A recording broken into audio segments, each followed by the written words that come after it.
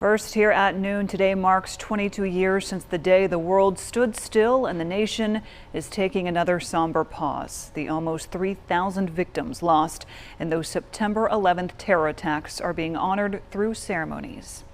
That includes one at the site of the attacks like New York City, Pennsylvania, and the Pentagon. In New York, a solemn bell tolled and a moment of silence was observed at 9:03 a.m.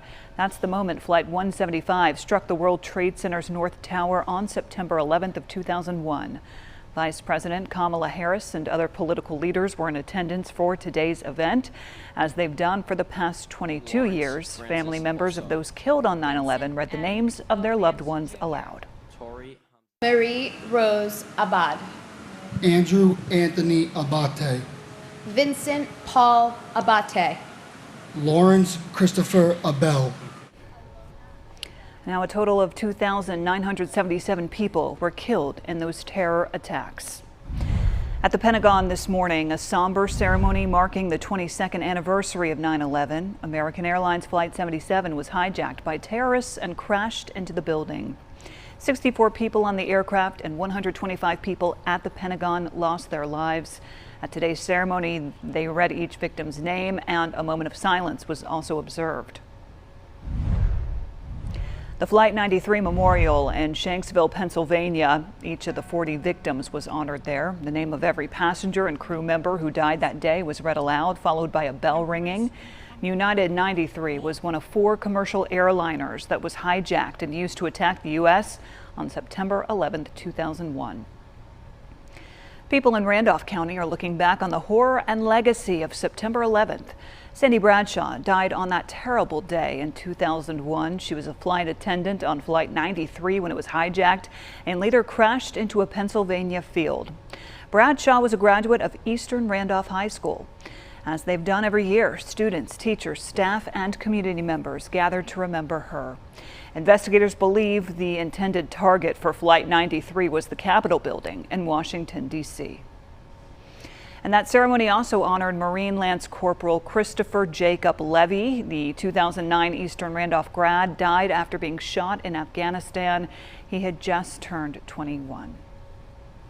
Rockingham County also remembered the lives lost 22 years ago today. A ceremony taking place outside the sheriff's office here. People stood silent as they marked the exact moment when the terror attacks began. The event also honored those who served our country. Today we say a prayer for those brave and innocent souls and their families that lost so much that day, and to those brave first responders that made the ultimate sacrifices, and our many brave veterans that have served and those continuing to serve to protect America and our freedoms.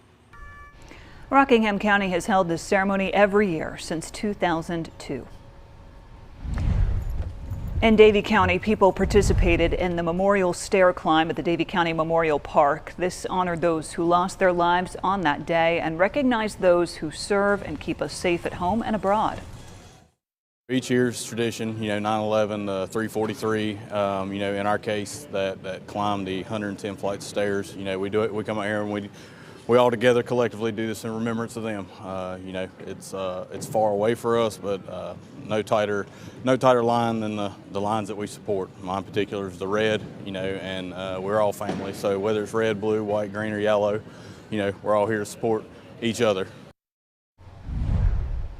In High Point, Truist Point held the climb to remember this morning.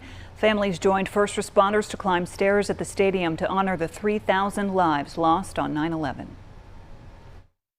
Somebody asked us, why do you do it so early in the morning?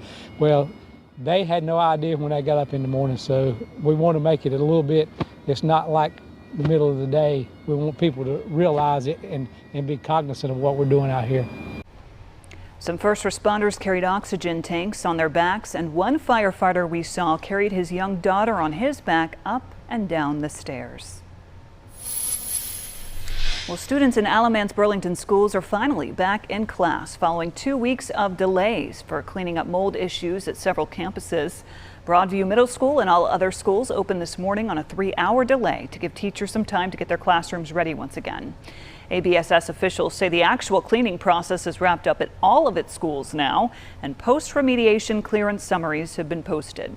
We have a link where you can read those reports right now on WXII12.com. Tomorrow, the Alamance-Burlington School Board will meet to talk about how to make up for lost time in the classroom.